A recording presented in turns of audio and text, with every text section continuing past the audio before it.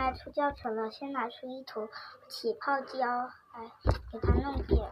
你可以先给它弄软，如果你这个水硬的话，你给它弄软，那给它压扁，压扁之后给它拉起来，给它铺在地上铺在桌子上拉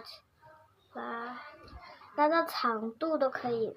然后你看这样，尽量不要给它拉断，你慢慢拉它，来拉，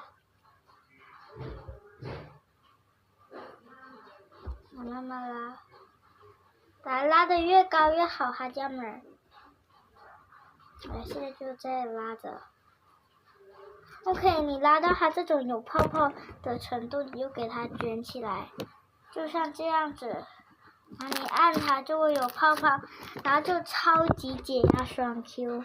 所以今天就到这里了，拜拜。